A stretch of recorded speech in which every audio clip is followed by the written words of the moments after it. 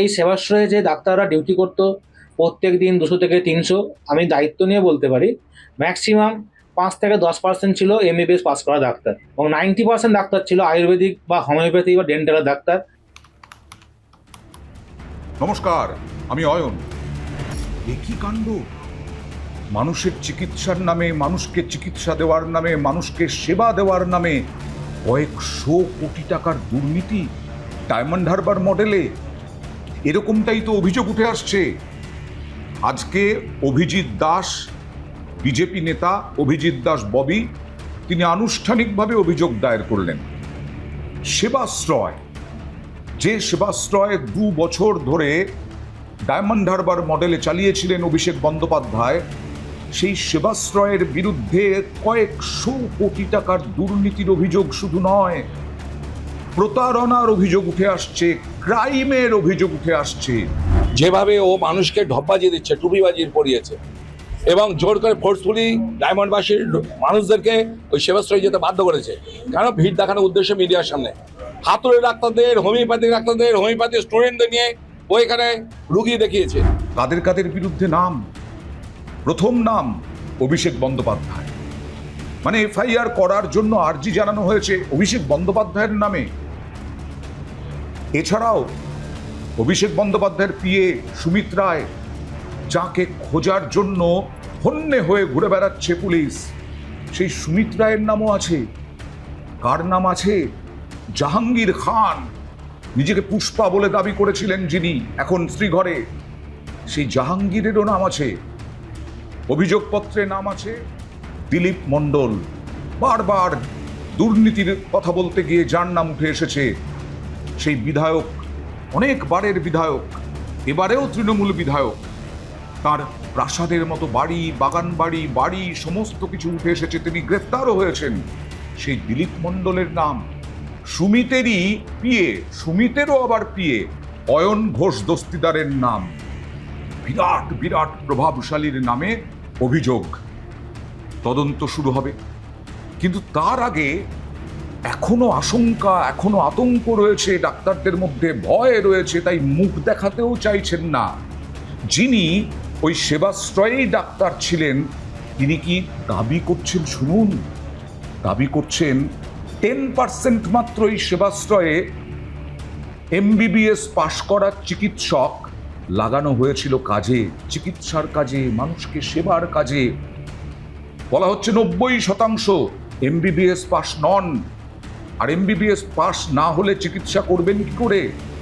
Homeopathic চিকিৎসক, আয়ুর্বেদিক চিকিৎসককে দিয়ে তাদের চিকিৎসা করানো হয়েছে অ্যালোপ্যাথিক চিকিৎসক বলে। ভাবা যায়, ভয়ঙ্কর অভিযোগ। শুনুন, তিনি এখনো মুখ দেখাতে নারাজ, তিনি এখনো তার নাম প্রকাশে অনিচ্ছুক। শুনুন তার বক্তব্য। সেবাশ্রয় 1 এবং 2 দুটো হয়েছিল ডায়মন্ড হারবার লোকসভা জুড়ে। নামেই সেবাশ্রয়, আদৌ সেই সেবাশ্রয়ে সেবা মানুষ পেয়েছে কিনা তা তদন্ত করলে অনেক কিছু বেরিয়ে আসবে। যেমন এই সেবাশ্রয়ে যে ডাক্তাররা ডিউটি করতো প্রত্যেক দিন 200 থেকে 300, আমি দায়িত্ব নিয়ে বলতে পারি ম্যাক্সিমাম 5 থেকে 10% ছিল এমবিবিএস পাস করা ডাক্তার, এবং 90% ডাক্তার ছিল আয়ুর্বেদিক বা হোমিওপ্যাথি বা ডেন্টালের ডাক্তার, এবং কিছু এমবিবিএস স্টুডেন্ট ছিল। যন্ত্রাংশ ম্যাক্সিমাম সিএমওইচ বা এসডিও বা ডিএম অফিস থেকে অর্ডার করে বিভিন্ন সরকারি হাসপাতাল থেকেই আনা হতো ম্যাক্সিমামটা, এবং কিছু কিছু জায়গায় লোকাল প্রাইভেট নার্সিংহোমকে হয়তো বলে বা জোর করে বা সিএমওইচকে দিয়ে বলিয়ে বাধ্য করতো আনতে। এছাড়াও কি কি অভিযোগ? বিভিন্ন সরকারি হাসপাতাল থেকে ভয় দেখিয়ে, ভয় দেখাতে হবে কেন? হয়তো পেতেনই তখনকার সিএমএইচ, তখনকার বিভিন্ন হাসপাতালের সুপার। সেখান থেকে সেবাশ্রয় স্বাস্থ্য শিবিরে বিভিন্ন গুরুত্বপূর্ণ pre conception and pre natal diagnostic technique act অমান্য করে অভিষেক বন্দ্যোপাধ্যায় কামাক স্ট্রিটের অফিসের নির্দেশে বিভিন্ন হাসপাতাল থেকে আলট্রাসোনোগ্রাফি যন্ত্র বের করে নিয়ে গিয়ে সেবাশ্রয় শিবিরে রোগীদের পরীক্ষা করা হয়েছে। এটাকেই ডাক্তাররা বলছেন বিরাট ক্রাইম। ডিগ্রিধারী রেডিওলজিস্ট বা সোনোলজিস্টের বদলে সাধারণ এমবিবিএস চিকিৎসক, পিজিটি টেকনিশিয়ানদেরও সেবাশ্রয়ে ওই যন্ত্র গুরুত্বপূর্ণ যন্ত্র দেদার চালিয়েছেন, তাদের তো ট্রেনিংই নেই, তাদের প্রশিক্ষণ নেই, তাদের ওই যন্ত্র চালানোর কোনো রকম অধিকার নেই। শুধু প্রতারণা নয়, first year second year homeopathic Ayurvedic চিকিৎসকদের সাজানো হতো নিউরোলজিস্ট, কার্ডিওলজিস্ট, এন্ডোক্রিনোলজিস্ট বলে। আপনি সেবাশ্রয় প্রকল্পে বসে পিসিপিএনডিটি অ্যাক্ট লঙ্ঘন করে সেখানে ইউএসজি করছেন, এটা হতে পারে না। এক্স রে করছেন, তার এআই রিপোর্ট জেনারেটেড হচ্ছে, প্যাথোলজিস্টের সাইন ছাড়া আপনি রিপোর্ট দিয়ে দিচ্ছেন এবং ইসিজি করে দিচ্ছেন উইদাউট এনি রিপোর্ট। অন্যায় জেনেও তৃণমূল জামানায় শাসক দল অভিষেক বন্দ্যোপাধ্যায়ের ভয়ে তাঁরা বেআইনিভাবে শিবিরে আলট্রাসোনোগ্রাফি করেছেন, যন্ত্র সরবরাহ করেছেন। বিভিন্ন হাসপাতালের চিকিৎসকরা তারা দাবি করছেন, আস্তে আস্তে মুখ খুলছেন তারা। যতক্ষণ না আমাদের পার্মানেন্ট আমরা রেজিস্ট্রেশন পাচ্ছি, সেটা এমবিবিএস করার পরে এবং মাস্টার ডিগ্রি করার পরে সেটারই আরেকটা অ্যাডিশনাল ডিগ্রির রেজিস্ট্রেশন হয়, যতক্ষণ আমাদের সেই রেজিস্ট্রেশন হচ্ছে ওয়েস্ট বেঙ্গল মেডিকেল কাউন্সিল থেকে, ততক্ষণ আমরা কিন্তু বৈধভাবে পশ্চিমবঙ্গের কোথাও বা ভারতবর্ষের কোথাও প্র্যাকটিস করতে পারি না। আয়ুর্বেদের বলুন বা হোমিওপ্যাথির বলুন, তারা কিন্তু এই ব্যাপারে খুব ডিটেল কিছু জানে না, বা মডার্ন মেডিকেল সায়েন্স সম্পর্কে সে সম্পর্কে তাদের কোনো আইডিয়াও থাকে না এবং তারা সে প্র্যাকটিস করতে পারেও না। আইনতভাবে সেটাও কিন্তু করা অপরাধ। ভাবা যায় সরকারি হাসপাতাল থেকে বিভিন্ন যন্ত্র নিয়ে গিয়ে আপনি ওখানে সেবাশ্রয়ের নামে খুলে দিলেন শিবির, আর সেখানে কারা বলা হচ্ছে 10% এমবিবিএস পাস না করা ডাক্তার। আমি দায়িত্ব নিয়ে বলতে পারি ম্যাক্সিমাম 5 থেকে 10% ছিল এমবিবিএস পাস করা ডাক্তার। বেসরকারি মেডিকেল কলেজের পাশাপাশি রাজ্যের প্রায় সব মেডিকেল কলেজ, জেলা হাসপাতাল, গ্রামীণ হাসপাতাল, হোমিওপ্যাথি হাসপাতাল থেকে সপ্তাহের কাজের দিনেও অসংখ্য চিকিৎসক ও পড়ুয়া চিকিৎসককে ওই শিবিরগুলিতে আনা হয়েছে। আয়ুর্বেদ, হোমিওপ্যাথি ওদেরকে নিয়ে গিয়ে প্রেসক্রিপশন করিয়েছে। এটা তো মানে আমি বলবো এটা ওয়ান কাইন্ড অফ ক্রাইম। ছাত্রছাত্রীদের ব্যবহার করা, এমনকি কিছু কিছু ক্ষেত্রে শুনেছি ডাক্তার নন কোনো সিস্টেমের, তারাও ডাক্তার সেজে সেখানে কিন্তু এই ভাওতাবাজির প্রক্রিয়ায় কিন্তু অংশগ্রহণ করেছেন। অ্যালোপ্যাথি চিকিৎসকের নামে হোমিওপ্যাথি চিকিৎসককে দিয়ে করা হচ্ছে সমস্ত টেস্ট, সমস্ত কিছু পরীক্ষা নিরীক্ষা। আয়ুর্বেদিক চিকিৎসককে দিয়ে এই যে ইতিমধ্যেই 2 বছরে হয়তো কয়েক লক্ষ সেবাশ্রয়ে চিকিৎসা করিয়েছেন, তাঁদেরই তো স্বাস্থ্যের পরীক্ষা করা উচিত অবিলম্বে।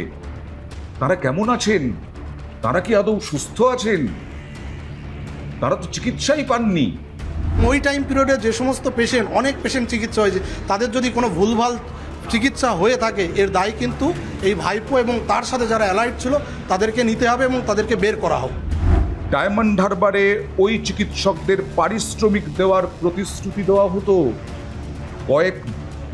কয়েকজনকে টাকা দেওয়া হয়েছে, কিন্তু পরে চিকিৎসকের সংখ্যা যখন বাড়তে থাকে তখন টাকা দেওয়া বন্ধ হয়ে যায়। কিন্তু সেই টাকা যে দেওয়া হয়েছে তার হিসেব ছিল, অর্থাৎ টাকা না দিয়ে টাকা কোথায় গেল তাহলে? হাজার হাজার, লক্ষ লক্ষ, কোটি কোটি টাকা সেবাশ্রয়ের নিয়ে একাধিক গুরুতর অভিযোগ উঠে আসছে এবং সেই পুরোটা তদন্ত করে দেখার জন্য আজকে, এর আগেই শারদত্ত মুখোপাধ্যায় স্বাস্থ্যমন্ত্রী পালাবদলের পরে তিনি দাবি করেছিলেন পুরোটাই তদন্ত হবে। কিন্তু স্বাস্থ্য নিয়ে এত ভয়ঙ্কর ছিনিমিনি খেলা, ডায়মন্ড হারবার মডেলে সেবাশ্রয়ের নামে চিকিৎসা, সাধারণ মানুষ, গরিব গুরব মানুষ, তাদের সঙ্গে প্রতারণা করা, এটা তো কমপ্লিটলি ক্রাইম। হোমিওপ্যাথি ডাক্তারকে দিয়ে আপনি হোমিওপ্যাথি ওষুধ দিন, কিন্তু আপনি হোমিওপ্যাথি ডাক্তারকে দিয়ে কি করে অ্যালোপ্যাথি ওষুধ দিতে পারেন? এগুলো তো খুবই অন্যায় এবং তদন্ত হোক, শাস্তি হোক অভিষেক ব্যানার্জি, মমতা ব্যানার্জি যদি তারা এইসব বিষয়ে দোষ করে থাকেন। এই যে ভারতবর্ষে কন্যা ভ্রূণ হত্যা বেড়ে গিয়েছিল না, তার জন্য একটা ছোট যন্ত্র পিসিপিএনডিটি অ্যাক্ট কড়াভাবে বলবৎ করা হয়েছিল। এই আইনেই পোর্টেবল আলট্রাসোনোগ্রাফি যন্ত্র ব্যবহার করা হয় এবং হাসপাতালগুলোতে দেওয়া হয়েছে। এবং এই হাসপাতালগুলোতে যে আলট্রাসোনোগ্রাফি যন্ত্র দেওয়া হয়েছে, পরীক্ষা কেন্দ্র বা স্বাস্থ্যকেন্দ্রের বাইরে নিয়ে যাওয়া নিষিদ্ধ, বেআইনি কাজ, সেটাই করা হয়েছে পালাবদলের আগে। কোনো জায়গায় এই যন্ত্রের ব্যবহার শুরুর 3 মাস আগে আগাম সরকারকে জানিয়ে বিষয়টি নথিভুক্ত করতে হতো। নির্দিষ্ট ঘর এবং শংসাপত্রধারী, নির্দিষ্ট ডিগ্রিধারী রেডিওলজিস্ট ছাড়া ওই যন্ত্র কোনোভাবে ব্যবহার করা যায় না। দণ্ডনীয় অপরাধ বলা হচ্ছে, সেইটাই করা হয়েছে বছরের পর বছর। যে সরকার এসএসকে হসপিটালে কুকুরের ডায়ালিসিস করতে পারে, যে সরকার পোস্ট গ্রাজুয়েট এন্ট্রান্সে চিকিৎসকদের কাছে তাদের ইনভিজিলেটরকে দিয়ে স্মার্টফোনে উত্তর দেখিয়ে দেখিয়ে টাকা নিতে পারে, যে সরকার দিনের পর দিন এক্সপায়ারি ডেটের ওষুধ বিক্রি করতে সাহায্য করতে পারে, তো সেই সরকার এই জালিয়াতিটা করেছে, এটা তো স্বাভাবিক আছে। পরীক্ষা যে ঘরে হয় সেখানে রেজিস্ট্রেশন সার্টিফিকেট টাঙিয়ে রাখতে হয়, কিন্তু সেবাশ্রয়ে সেসবের কিচ্ছু ছিল না। রোগীদের পরীক্ষা করেছেন তাদের একজন নদিয়ার এক চিকিৎসক বলেছেন ক্যামাক স্ট্রিট অফিস তাকে চাপ দিত, সেবাশ্রয়ে আলট্রাসোনোগ্রাফি করতে বাধ্য করেছিল। 200 থেকে এক দিনে 200 থেকে 250 জনের ইউএসজি হয়েছে।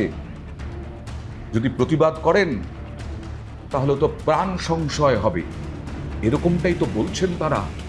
ভয়ঙ্কর অভিযোগ। প্রথমে স্থানীয় শহরাহাট নার্সিংহোমে সেবাশ্রয় আলট্রাসোনোগ্রাফি যন্ত্র পাঠিয়েছিল, পরে জগন্নাথ গুপ্ত মেডিকেল কলেজ থেকে যন্ত্র পাঠানো হয়। ওই মেডিকেল কলেজ থেকে প্রতিদিন রস্টার তৈরি করে চিকিৎসক, নার্স, পিজিটি টেকনিশিয়ানদের পাঠানো হতো। এখানেই একটা ইউএসজি যন্ত্র পাঠানো হয়েছিল, প্রচুর ডাক্তার, নার্সও পাঠাতে হয়েছে। এই অবস্থায় অভিষেক বন্দ্যোপাধ্যায়ের বিরুদ্ধে, সুমিত রায়ের বিরুদ্ধে, অয়ন ঘোষ দস্তিদারের বিরুদ্ধে, দিলীপ মণ্ডলের বিরুদ্ধে এই বিস্ফোরক অভিযোগ উঠে আসছে।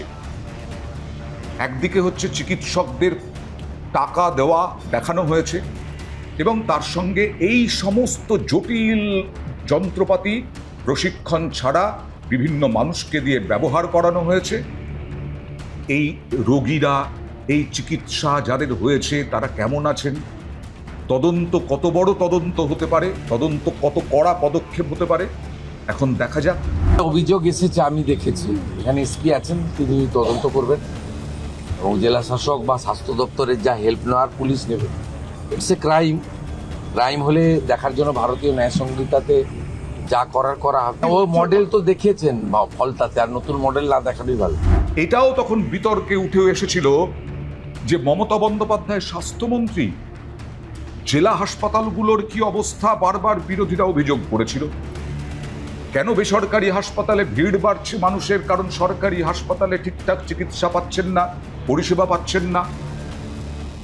এসএসকেএম হাসপাতালের মতো কিছু হাসপাতাল ছাড়া কলকাতা এবং জেলায় পরিকাঠামো ভেঙে পড়েছে, স্বাস্থ্য পরিকাঠামো, তার বারবার অভিযোগ করেছে বিরোধীরা, বিভিন্ন ডাক্তাররা, ডাক্তার সংগঠনরা।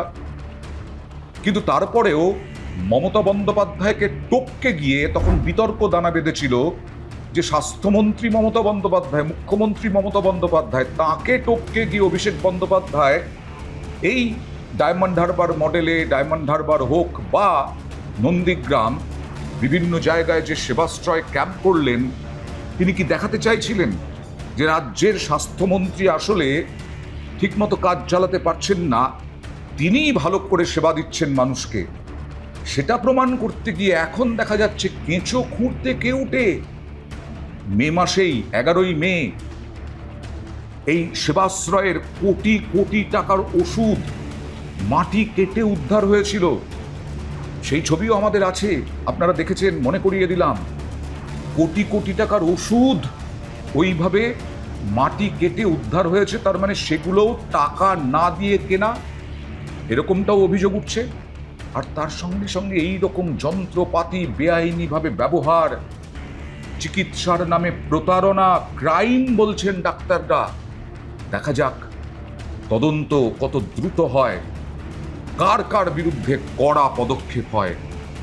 মানুষের স্বাস্থ্যের সঙ্গে জড়িত শিক্ষা তো ভোগেই গেছে, এরকমটাই বলা হয়। তৃণমূলের আমলে 15 বছর ধরে একটা চাকরি হয়নি, সরকারি স্কুলগুলোর ভগ্নদশা, একটা স্কুলে 3 জন মাস্টারমশাই থাকলে বা দিদিমণি থাকলে 4 জন মাত্র ছাত্র বা ছাত্রী। আর স্বাস্থ্যক্ষেত্রে দুর্নীতির অভিযোগ আগে উঠেছে। আরজি কর নিয়ে বিরাট উত্তাল হয়েছে, আমাদের জীবদ্দশায় দেখা প্রথম সাধারণ মানুষ রাস্তায় নেমেছিলেন কোনো পতাকা ছাড়া। আর এই সেবাশ্রয় এ তো আরো ভয়ঙ্কর। সেবাশ্রয়ই তো একটা ভয়ঙ্কর বিস্ফোরণ অভিযোগের। তার তদন্ত কত বড় পদক্ষেপ করে পুলিশ, কি করে, আমাদের অপেক্ষা করতে হবে।